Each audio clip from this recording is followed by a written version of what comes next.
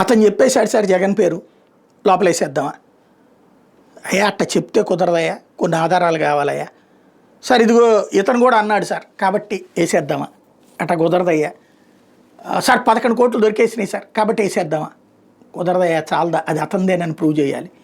ఇట్లుంది ప్రస్తుతం. అంటే జగన్ అరెస్టు లేకపోతే వైఎస్ఆర్ కాంగ్రెస్ పార్టీ వాళ్ళని ఎవరిని ఎక్కడ ఎలా కేసు ఫ్రేమ్ చేయాలన్నది ఒక టీం పనిచేస్తుంది. ఆ పనిచేసేటటువంటి టీం లీగల్ ఎక్స్పర్ట్స్ టీం అనమాట. ఆ టీం ఇచ్చే సలహాల ఆధారంగా ఆ కేసుల్ని అలా ఫ్రేమ్ చేస్తున్నారు ఓవరాల్గా. ఇలా ఫ్రేమింగ్లో జగన్ని అరెస్ట్ చేయాలి అంటే ఖచ్చితంగా గవర్నర్ పర్మిషన్ తీసుకోవాలి. ఆ పర్మిషన్ తీసుకోవాలంటే ఆయన సుప్రీంకోర్టు జడ్జి కూడా అయినందువల్ల కీలకమైన ఆధారాలు సేకరించాలి.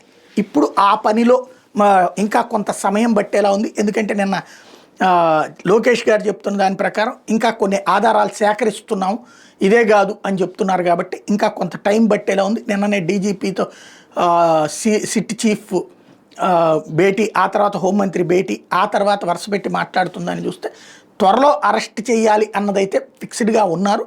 కానీ ఇంకా ఈ ఆధారాలు సరిపోవు. అతని ఫామ్ హౌస్లో దొరికిన డబ్బులు జగన్వేనని చెప్పడం, లేకపోతే ఇప్పుడు ఎవరికో డబ్బులు ఎవరో ఇచ్చారు అని చెప్తున్నారు. ఇట్లాంటివి జగన్ని లాగడానికి కుదరదు.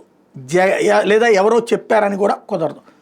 జగన్ దగ్గరని పట్టుకోవడానికి అంటే జగన్ ఇంట్లో సోదాలు చేయాలి, జగన్ దగ్గర సోదాలు చేయాలి, జగన్ ఆధారాల్ని ప్రూవ్ చేయాలి. వాసుదేవరెడ్డిని జగన్ నియమించడం తప్పేం కాదు చట్ట ప్రకారం కాబట్టి ఆ ఆస్పెక్ట్లో కూడా కుదరదు. కాకపోతే అది సప్లిమెంటరీ ఎవిడెన్స్ కిందన పనికొస్తుంది. జగన్ నేరుగా ఇన్వాల్వ్ అయ్యాడన్నటువంటి పాయింట్ కోసం వెయిట్ చేస్తున్నారు. దొరికితే లోపలేయడానికి సిద్ధంగా ఉన్నారు.